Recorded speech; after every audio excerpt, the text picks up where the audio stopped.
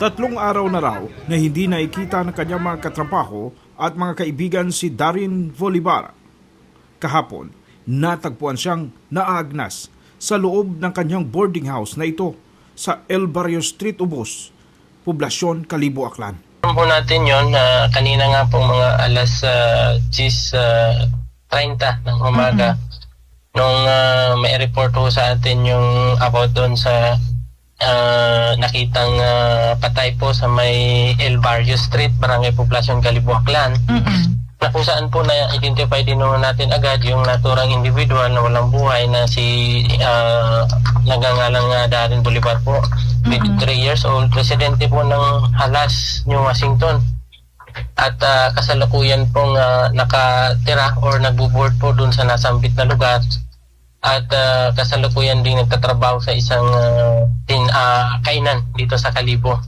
Sa initial po nating pagkandak na investigation po doon, yun, nakita ko nga natin na more or less nasa state na ng decomposition yung katawan ng naturang individual na tinatanya po mga nasa dalawang araw mahigit na pong patay.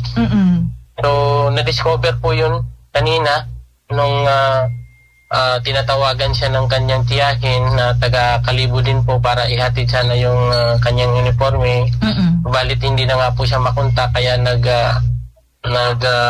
nag-desisyon na lang yung kanyang tiyahin na pumunta doon sa tinutuluyan niyang boarding house. At doon na nga po na-discover na pagsilip doon sa loob ng kwarto niya, kasi that time po is nakalock yung room niya, may butas na pwedeng silipin.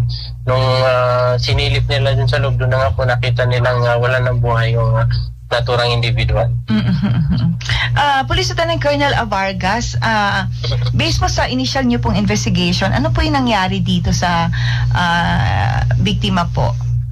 Yes ma'am, isa po sa tinitingnan natin and subject na din po ng ating examination na gagawin ng ating RHQ is posibleng dahilan po ng kanyang kamatayan is yung natural, kumbaga yun ang specific lang po doon kasi may mga nakita po tayong reseta ng gamot malapit doon sa kanya na kung saan yung mga gamot na yun po is may kinalaman sa kanyang kalusugan regarding po doon sa pagtaas ng sugar. So isa po yun. Another thing po is yung information na nakuha natin na legitly yung July 3 ay pumunta po ito ng provincial hospital para magpatingin. So isa din po yun sa ating titingnan doon kung related po yung kanyang pagpunta doon sa hospital na yun at saka yung mga gamot na or reseta at gamot na nakita doon is yun po yung isa sa mga o kaya yung sakit na ginagamot para intended para dun sa mga gamot na is yun yung dahilan ng kanyang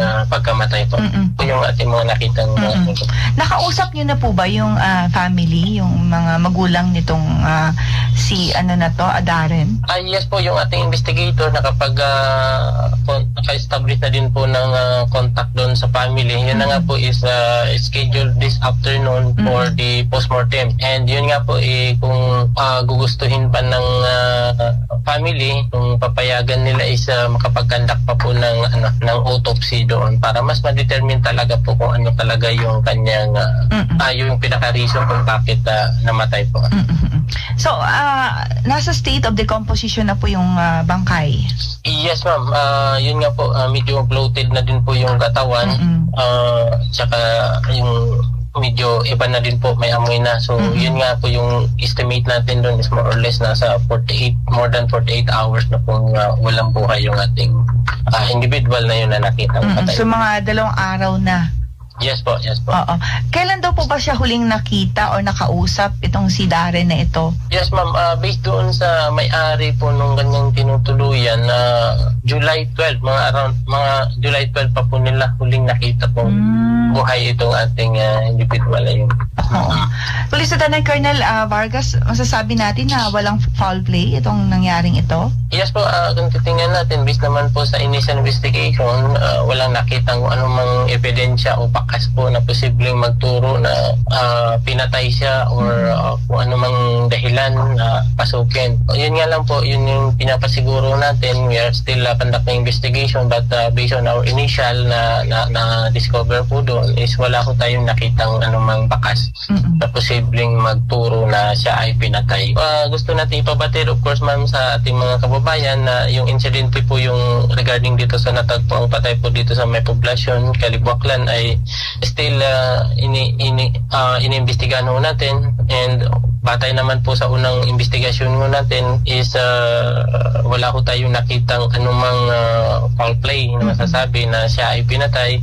Kaya gusto nating ipagbigay alam na especially sa ating mga publiko na manatili ho tayong kalmado at huwag magpalaganap ng kung anumang hindi verified informasyon para hindi na magdulot pa ng pangamba at takot sa ating mga kababayan, especially sa mga kalipunan natin.